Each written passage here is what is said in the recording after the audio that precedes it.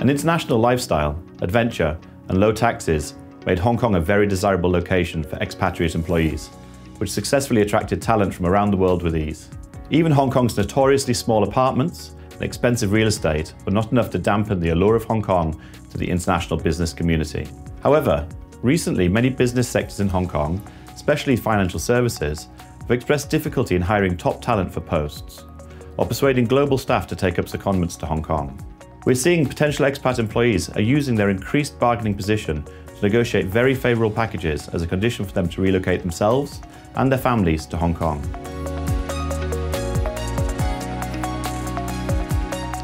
Relocation for a job is an ideal opportunity to try and increase your pay while also making improvements to your lifestyle and that of your family. Since every family's situation is unique, when negotiating a package, you must try to address your specific needs and what is important to you and your family. Money tends to be at the forefront of all relocation negotiations. To the uninitiated, Hong Kong's real estate and rental prices will come as an enormous shock. Even those that already know that apartments are small and rents are high often find themselves shocked by just how small and how high. The shock tends to be multiplied when room for children is factored into the mix. Therefore, the second consideration after pay rise is housing allowance. Although in practice both tend to get paid in the same way, and sometimes it can be difficult to see the practical distinction between salary and housing allowance. This is especially true when employers allow a portion of salary to be attributed to rental reimbursement for tax efficiency purposes. For employees on secondment or expats who have not localised, some multinationals will offer an allowance for the higher cost of living. Cost of living allowance, or COLA, however, tends to have an expiry deadline after a few years when employees are required to localise. Moving job and moving houses are extremely stressful life events. Relocating to Hong Kong might involve doing both together, perhaps to the other side of the world.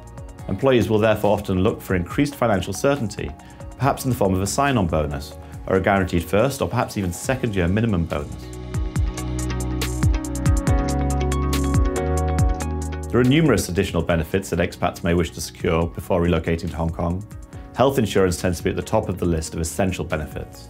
Expats with children will often look for assistance in finding a good international school, securing a place, and the reimbursement of school fees. Housing for at least the first few months, usually in a serviced apartment paid for by the employer, is a typical request, along with orientation and cultural training. Although in reality, most people don't maintain their Cantonese lessons after the first session expires. Shipping allowance for furniture and personal possessions, outbound and annual home return flights for all of the family, hopefully in business class, and not forgetting the transportation of pets is a common request. The mandatory pension contributions that are required under the Hong Kong MPF system tend to be significantly lower than those offered or required in many other jurisdictions. Top-up, enhanced or home pension contributions may be provided.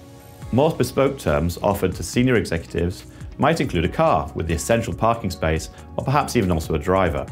Employees may wish to be reimbursed for the storage costs for their property that remains at home or insurance for the house that has been left behind. Expatriate packages can get very complicated, and while Hong Kong's taxation system remains refreshingly straightforward, when Hong Kong taxation, home jurisdiction taxation, and the potential for double taxation comes into play, expert advice is essential. Tax advice and filing assistance for both Hong Kong and home taxes, especially during the first, and perhaps even more importantly, the final year of employment, is an essential benefit. At the time when relocation packages are being negotiated, the focus is on upfront benefits and living costs. Often employees don't pay much attention to what happens at the end of the secondment or if their employment is terminated. There are, however, a number of things that need to be considered.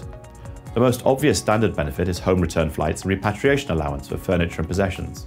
The issue that often arises with this benefit is how soon the relocation allowance must be used after the end of employment before it becomes void.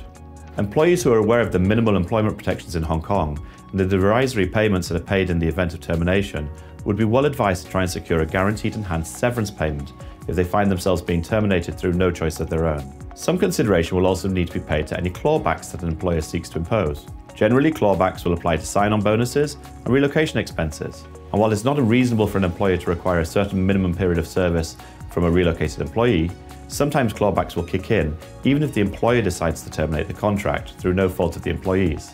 In the most brutal of scenarios, we have seen this happen within months of the employee landing in Hong Kong with their family. Relocating for work usually comes with a lot of emotion, fear, challenge, and also excitement. Since relocating for jobs is a difficult task, it's important that employees get what they deserve out of a relocation package to ensure that they're properly compensated and that the risk is reduced as much as possible.